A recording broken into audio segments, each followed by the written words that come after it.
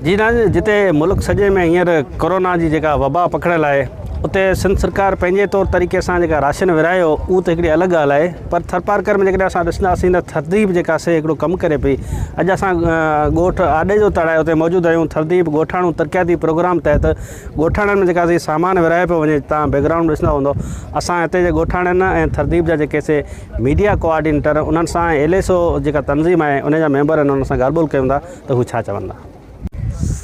मुझो नालो लक्ष्मण थरिया ऐं थरदीप में एज ए मीडिया कोऑर्डिनेटर तौर कमु करियां पियो।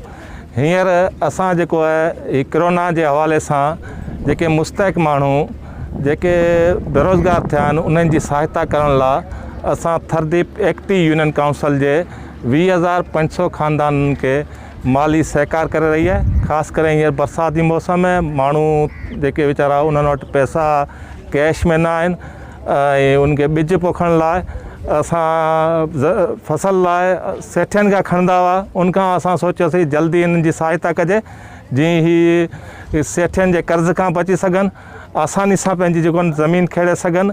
ऐं उन लाइ असां इनखे ॿिज ॾिनोसीं, खाधे पीते जो राशन बि ॾिनो आहे जंहिंमें 30 किलो आहे खाधे पीते जो राशन। ॿिज में कोई 2 मण आहे ॿिज जंहिंमें मुख़्तलिफ़ आहे, बाजर आहे, ग्वार आहे ऐं कोरड़ आहे। उनखां सवाइ माल जो चारो आहे 2 मण। इहो असां थरपारकर जे एक्टिव यूनियन काउंसिल में 7 तालुकनि में ॾींदासीं। थियन में ईअं आहे, गेह आहे कोई 2.5 किलो आहे ऐं चांवर आहिनि, दाल आहे, खंडु 5 किलो आहे। टोटल कोई 7,000 जो सामान जंहिंमें ॿिज समेत ॿिज ऐं माल जे चारे समेत फ़ी ख़ानदान खे अंदाज़े मूजिबि 7,000 जो थींदो सामान टोटल, जंहिंमें ॿिज बि आहे, जंहिंमें माल जो चारो बि आहे, जंहिंमें राशन बि आहे खाधे जो। इन में तालुके जे जेको आहे कोई 4 यूनियन काउंसिलूं आहिनि ऐं उनमें कोई 2587 जे अंदाज़े मूजिबि ख़ानदान आहिनि जिन जी असां सहायता कंदासीं। असांखे अटो डाल्टा मिलियो। ये असांखे डाल्टा 2.5 लीटर जो आहे, बाक़ी हिन में सीधे सामान आहे, ॿिज आहे, कोरड़ आहे, बाजर आहे, ग्वार आहे, हिन में हिकु अटो आहे, चांवर आहिनि, दाल आहे, साबुण आहे, सर्फ आहे, मिर्च आहिनि, हैड आहे, जेको खाधे पीते डेली वारी शयूं टोटल राशन मिलियो। थरदीप तरफ़ां राशन मिलियो आहे, खंडु, चाह, अटो, डाल्डा, ॿियो ॿिज मिलियो आहे, पनीर, सभु कुझु मिलियो आहे। पहिरियों त मां थरदीप वारनि जो बेहद शुक्रगुज़ार आहियां जो अहिड़ा जॾहिं बि थरपारकर मसइला थिया त थरदीप पेश कदम रही आहे। ॾुकार हुजे, कैसाली हुजे, जेके प्रॉब्लम आया आहिनि, LSO जा मेंबर बि इन में असांजे ॻोठ वारनि सां गॾु रहिया आहिनि। अॼु बि हीअ जेको पिंडाल मचियो आहे इहो थरदीप वारनि जी तरफ़ां इन जे अंदरि काफ़ी घरेलू शयूं जेके रोज़मर्रा में ग़रीबनि खे खपनि थियूं उहे आहिनि ऐं उन सां गॾो गॾु ॿिज बि आहे, माल जो चारो बि आहे। त तमामु घणी महिरबानी थरदीप वारनि जी जंहिं असांखे डोनेशन कई आहे ऐं थरदीप वारनि असांजे थरपारकर खे नवाज़ियो आहे। हर जॻह ते थरदीप सामी असांखे नज़र आई आहे ऐं बेहद शुक्रगुज़ार थरदीप वारनि जो दुआऊं करूं था त थरदीप अञा वधे ऐं वॾो इदारो थिए असांजे थरपारकर जे लाइ कोन नओं पैकेज खणंदी अचे। हिते अॾे जे तड़ में असांजे मुख़्तलिफ़ हिते यूसी कारी गुलाम शाम जे तक़रीबन 6 ॻोठ आहिनि जेके जिते कवर थियनि पिया, जंहिंमें कोई 405 बेनिफिशरीज आहिनि जंहिंखे असीं हिते राशन, माल जो चारो ऐं ॿिज वग़ैरह ॾींदासीं।